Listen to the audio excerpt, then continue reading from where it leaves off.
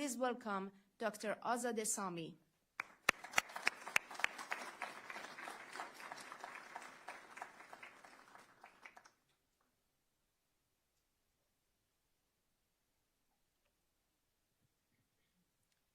Good afternoon, ladies and gentlemen.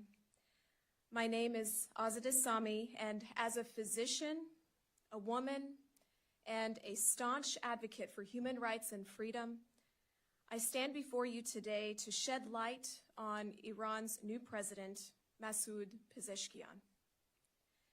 Let me begin by saying to those who are trying to portray him as a reformist within the regime's political landscape, please check your facts.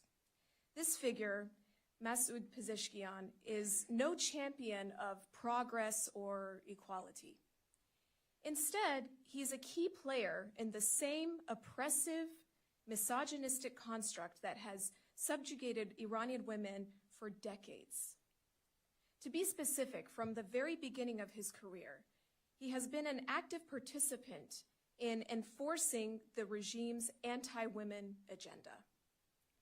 His first major act, dating back to 1979, before I was born, was the imposition of compulsory veiling on female medical students.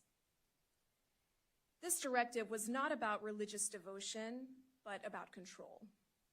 It was about imposing an ideological straitjacket on women who sought to contribute to society through medicine. Pezeshkian, alongside other state officials, gave women a mere 10 days to comply, proudly announcing this directive even before the mandatory hijab policy was even officially introduced nationwide. As a physician, I can attest to the profound impact such policies have had on the lives of Iranian women, especially those in the medical profession. Pezeshkian has played a direct role in putting the lives of Iranian women and girls under constant surveillance to serve his supreme leader. The death of Mahsa Amini in 2022 is a reminder that any deviation from the imposed dress code could result in severe consequences. Pezeshkian's alignment with the supreme leader's oppressive stance did not stop there. Throughout his career, he has consistently supported measures that have reinforced the subjugation of women. In 2017, during a televised interview, he unabashedly recalled his role in enforcing these draconian measures. He spoke proudly of purging universities and hospitals of unveiled women, revealing his deep commitment to the supreme leader's anti-women agenda. Now you tell me, what is the difference between him or the IRGC thugs, morality police who are harassing women in Iran on a daily basis? Let me share with you what his reaction was to the tragic death of Mahsa Amini at the hands of the morality police that shocked the world. Rather than condemning this atrocity, he deflected blame onto the women and protesters, accusing them of insufficient education and non-compliance with the supreme leader's agenda. He called for transparency, but only to further entrench the oppressive narrative and inhumane control. He is on the record saying women should be in a position where they can play a constructive role. The translation? Urging female morality police to elevate their oppression of any women and girls who take part in the anti-regime protests or who have joined the brave resistance units across Iran. It means urging IRGC thugs to kill young girls like Nika, torture political prisoners or rape girls right before the night of their execution, as reported by Amnesty International.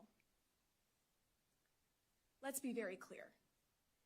Pezeshkian's political career has been consistently marked by his support for the regime's oppressive policies. His tenure was riddled with controversy, including impeachment issues related to mafia-style control over public access to medicine, causing superficial shortages, imposing medical tariffs, and elaborate foreign trips. One can say that he fits right in with the rest of the IRGC commanders and regime officials. From 2008 to 2024, Pezeshkian served as a parliamentary representative for Tabriz, Azadeh, and Osku. In the 10th parliamentary term, he was elected as the first deputy speaker, representing the Prudence and Hope faction aligned with then-President Hassan Rouhani. These positions allowed him to further cement his influence within the regime, consistently supporting the policies that oppress women and limit their freedoms. So this brings us to one of the key questions that is the topic of today's event. Will Supreme Leader Ali Khamenei change course with the new president? The short answer to this question is a resounding no. Khamenei will use his new president as a tool for oppression, aggression, and terrorism. So how can the U.S. policy support a non-nuclear, secular Iranian republic? The policy recommendations that we presented on behalf of OIAC back in May still stand. The United States must adopt a comprehensive policy strategy based on, number one, targeted sanctions enforcement against Iranian officials responsible for human rights abuses, including the arrest, torture, and execution of protesters, including women and girls. Specifically, the United States must blacklist Masoud Pezeshkian as a key figure in oppression of women, girls, and his role and alignment with the Supreme Leader and IRGC. With the Maximum Pressure Act and the 21st Century Peace Through Strength Act in place, the White House has more tools at its disposal for comprehensive sanctions against Ali Khamenei, the Supreme Leader, and now Pezeshkian, the new president, and their affiliated offices for human rights violations and support for terrorism. Number two, recognizing the rights of the Iranian people and their struggle to establish a democratic, secular, non-nuclear Republic of Iran. This is what the bipartisan House Resolution 1148, which earned the absolute majority, recently calls for.